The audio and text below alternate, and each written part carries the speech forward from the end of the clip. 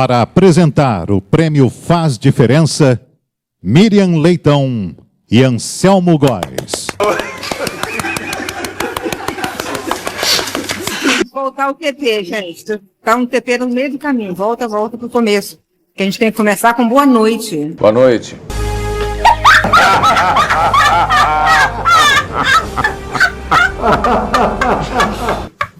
Boa noite, bem-vindos, bem-vindo a todas as pessoas presentes aqui. Esse é o prêmio Faz Diferença.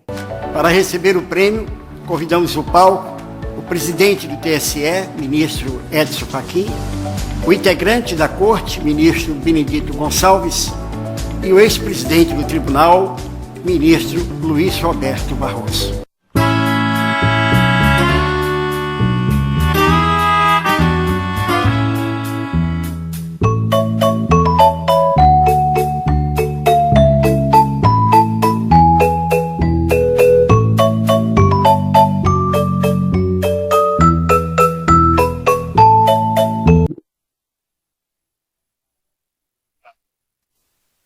Oi pessoal, tudo bem? Hoje a dica é bem simples e rápida, como se ligar um microfone sem fio.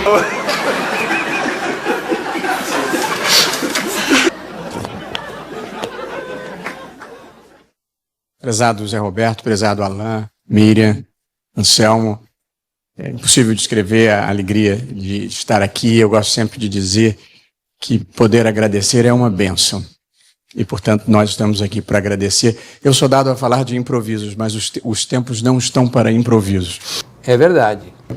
A Venezuela na América Latina é o exemplo mais dramático e caricato de captura das cortes constitucionais e de um ambiente institucional que é uma crise humanitária. As pessoas falam, a Venezuela é de esquerda ou de direita, nem uma coisa nem outra. A Venezuela é um estado populista, autoritário, que produziu e é uma crise humanitária. Sendo que, ano passado, ele disse outra coisa totalmente diferente. Me dirá, mas você acha que a Venezuela é conservadora? Certamente eu acho, desde o tempo de Chávez. Para mim, aquilo sempre foi uma tirania de direita com um discurso disfarçado. Quem sabe no próximo discurso dele ele já não admite que a Venezuela é uma ditadura de esquerda, que aconteceu com todos os países onde a esquerda chegou ao poder. E, portanto, eu trouxe aqui as minhas anotações. Tá ficando espertinho, hein? Mas eu gostaria de agradecer, em primeiro lugar, ao Lula! ao Grupo Globo e ao conjunto de jornalistas que elegeu o TSE como personalidade de 2021. E morreu. E esse é um prêmio especialmente caro porque são pessoas que eu estou acostumado a ler, pessoas que eu estou acostumado a admirar e pessoas com quem eu aprendo. Ah, agora eu entendi! Agora eu saquei! Agora todas as peças se encaixaram! Quero água! Eu sou do Rio, o meu jornal ainda é o Globo. Eu sempre reclamo do Zé Roberto que não chega mais impresso em Brasília. Eu sou um ser jurássico ainda. Sinto falta do impresso. Juntos, vamos derrotar Bolsonaro.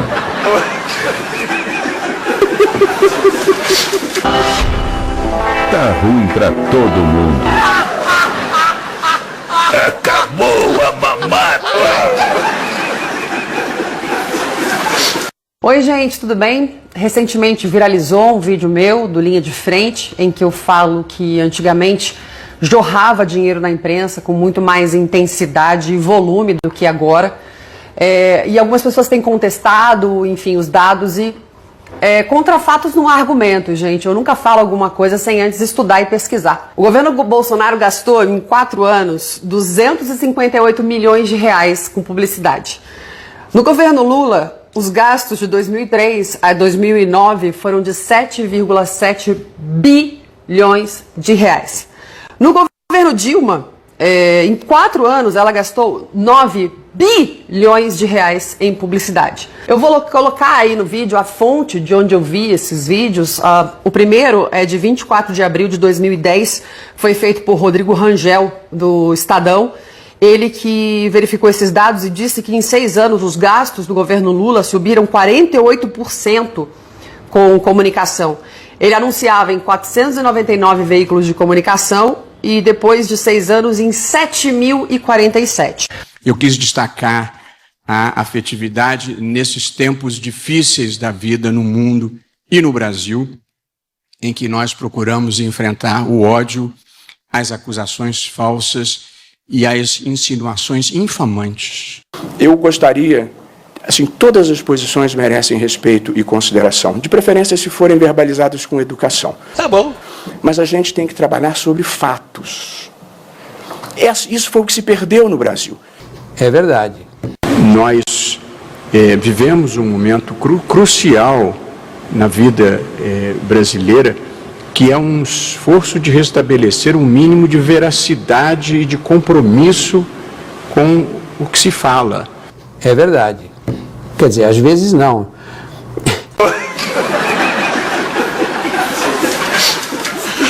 Portanto, é um precedente grave. Preferia que nós não tivéssemos que estabelecê-lo, mas se nós passarmos pano na possibilidade de um agente público representativo ir às mídias sociais dizer que informações sigilosas que foram fornecidas à Polícia Federal para auxiliar uma investigação foram vazadas pelo próprio presidente da República em redes sociais. E ficar por isso mesmo, o sistema perde a credibilidade. É verdade. Mona, de acordo com a chefia do setor de inteligência policial, na investigação não havia determinação de sigilo dos autos, seja por decisão do delegado ou em razão de alguma decisão judicial. Mas a gente tem que trabalhar sobre fatos. Isso foi o que se perdeu no Brasil. Nós enfrentamos também, ao longo dos 2 anos que lá estivemos, a mentira e a desinformação. E para combatê-las, nós procuramos inundar o mercado de ideias com informação verdadeira e devidamente conferida. Quer ouvir uma verdade? É claro. Esse ano vai ter muitas fake news. Não me diga. Quer outra? O nome é fake news, mas você pode chamar de fraude, de mentira. Tá bom. Nós tivemos momentos graves na experiência recente brasileira, com a participação do próprio presidente da República num comício na porta do QG do Exército, pedindo o fechamento do Congresso e do Supremo Tribunal Federal. Será? Nós não queremos negociar nada! Nós queremos ação pelo Brasil! O que tinha de velho ficou para trás! Nós temos um novo Brasil pela frente! Todos, sem exceção do Brasil, tem que ser patriota e acreditar e fazer a sua parte para que nós possamos colocar o Brasil no lugar de destaque que ele merece. Acabou a época da patifaria. É agora o povo no poder. Todo o poder emana do povo. Contem com o seu presidente. Todo o poder emana do povo, que o exerce por meio de representantes eleitos nos termos desta Constituição. Vai fazer tudo aquilo que for necessário para que nós possamos bater a nossa democracia e garantir aquilo que é de mais sagrado de nós, que é a nossa liberdade. Pedindo o fechamento do Congresso e do Supremo Tribunal Federal. O Supremo não sei se essa conversa fecha. Aqui não tem fechar nada, dá licença aí. Aqui é democracia. Aqui é respeito à Constituição brasileira. E aqui é a minha casa e a tua casa. Então peço por favor que não se fale isso aqui. Supremo aberto. Transparente, Congresso aberto, transparente. Nós, o povo, estamos no governo. Não vamos aceitar provocações baixas, provocações rasteiras por parte da imprensa que está aqui, me ouvindo aqui agora, com as exceções. Vamos transmitir a verdade. Olha a capa da Folha e São Paulo. Não queremos negociar. Diz Bolsonaro em ato em ato contra a democracia. Vocês estão cabeça onde? Você já ouviu falar que texto fora do contexto é pretexto? Significa que se você pegar uma palavrinha ou uma frase... Nós não queremos negociar nada! E retirar de lá e quiser aplicar para tudo, ou para uma coisa completamente diferente daquilo que estava no contexto, você violenta o texto. Tá um vídeo meu, eu subi no carro ontem lá e falei, tá um vídeo lá.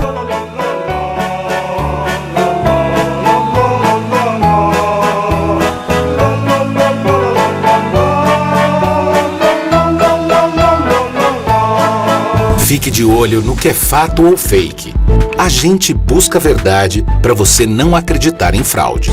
E aqui, tal como acaba de fazer o ministro Fachin, eu registro meu especial apreço e admiração pela imprensa profissional e pelas agências de checagem de notícias que, nesses tempos de fake news, trabalham para a criação de um patrimônio comum de fatos verdadeiros, uma verdade plural, mas fatos objetivamente verdadeiros para que cada pessoa possa formar a sua opinião de maneira livre e esclarecida.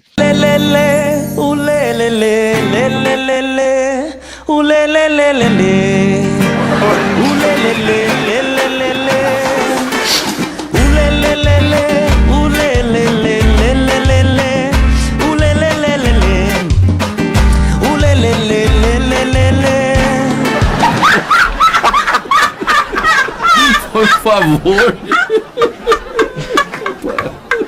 O primeiro ponto que me parece relevante destacar é a de que há consenso científico de que a transmissão da Covid-19 se dá, sobretudo, por gotículas transmitidas pela respiração ou pela fala quando as pessoas estão próximas. Eu tô passada, chocada. Meu Deus.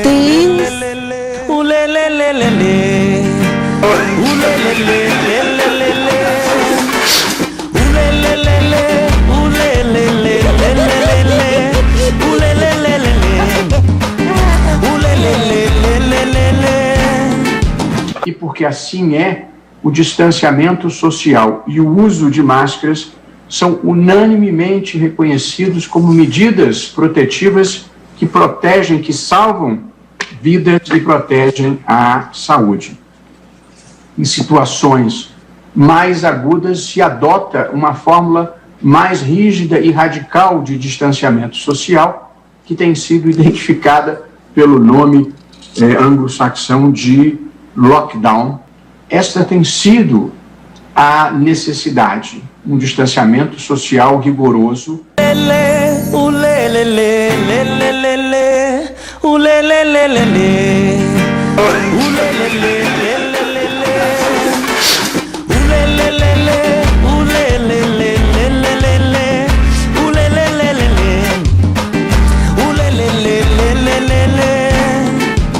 Trata-se, portanto, de ciência e não de ideologia, de medicina e não de metafísica. Ciência e medicina são, nesse caso particular, a salvação. Portanto, salvar vidas é a nossa prioridade.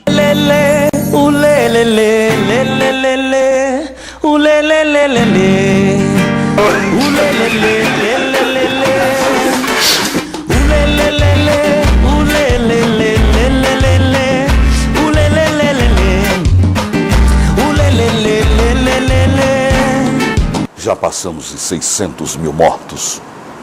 Foi assim, vocês lembram?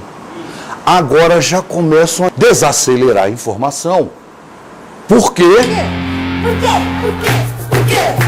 Porque precisa fazer a transmissão do Carnaval Carioca. Então, os 600 mil mortos, mais 600 mil vidas perdidas. Vocês lembram como é que era o jornal, não? Aqui a gente comemorava os que se salvavam, os que se recuperaram. O jornal tradicional, tantas vidas perdidas. Acabou, foi. Acabou.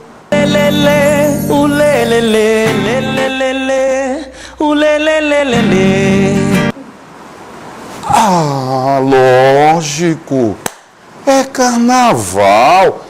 A liberdade de expressão não se confunde com a imoralidade das narrativas deliberadamente falsas. Na frase que eu gosto de citar, uma mentira não é o outro lado da história. É muita melodia!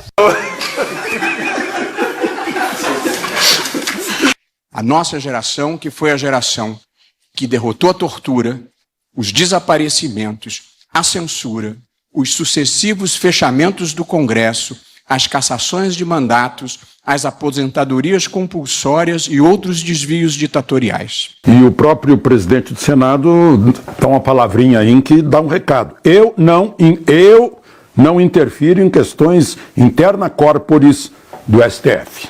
Do Supremo Tribunal Federal, essa é uma questão interna corporis do Supremo Tribunal Federal e eu não interfiro em questões interna corporis do Supremo Tribunal Federal. Ou seja, estão interferindo na questão interna corporis. Outra coisa que ele levanta é a aglomeração que vai ser provocada por uma CPI, ainda que senadores deponham à distância. Há um grupo de funcionários para servir essa CPI, que tem que ter um orçamento, ele lembrou também. O regimento interno do Senado, artigo 145 e seguintes, fala em limite das despesas, quanto vai gastar a CPI. O segundo artigo da Constituição, o segundo mais importante artigo da Constituição, fala nos 3 poderes e diz que eles são independentes. Aí eu pergunto, qual é a independência dos poderes quando o Supremo determina que o presidente da República não pode nomear um subordinado? No caso, o diretor da Polícia Federal. Ou determina que uma reunião a portas fechadas do Ministério, uma coisa super interna, corporis, tem que se tornar pública. Não foi o caso, Celso de Mello determinou.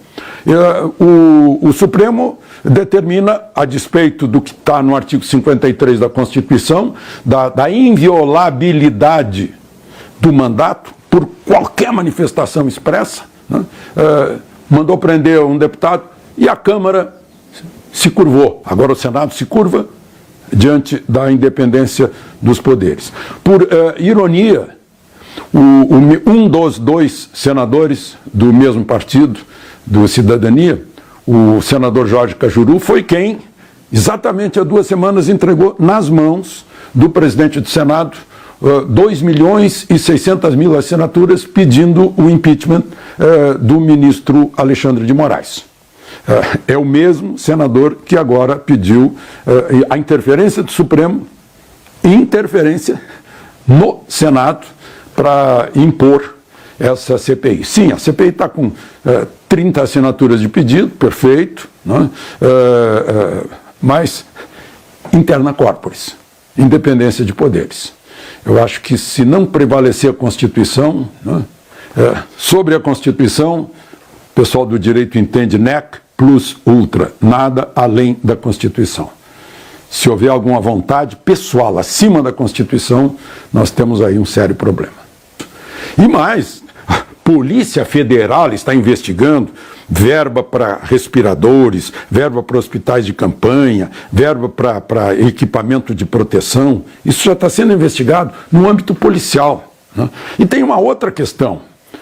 Coincidentemente, ontem, por 9-2, o Supremo decidiu que os prefeitos e governadores têm tanto poder que têm o poder acima da Constituição, acima do inciso 6º do artigo 5º da Constituição, que fala em acesso ao culto religioso, né?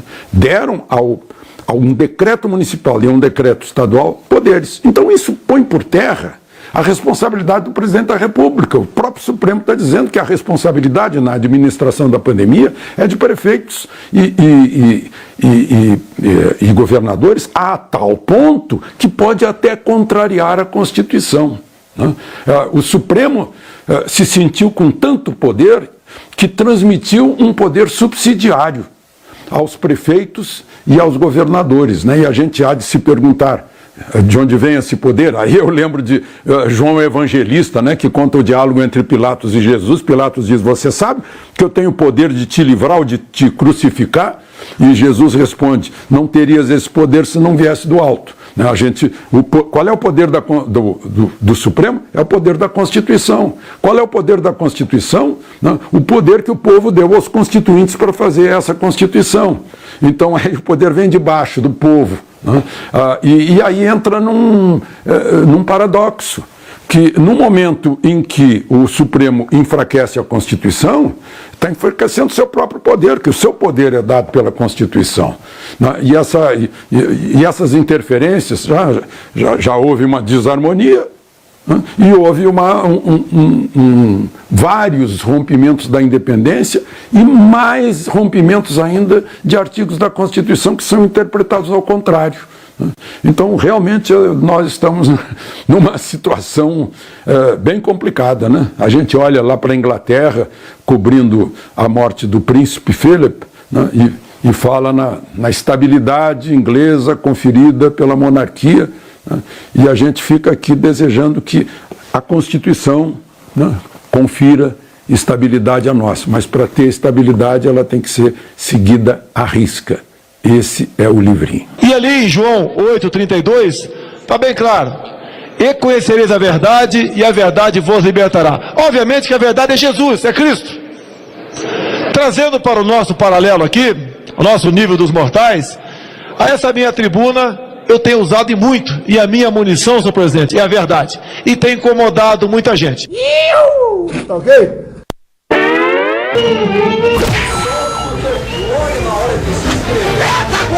Multiplica!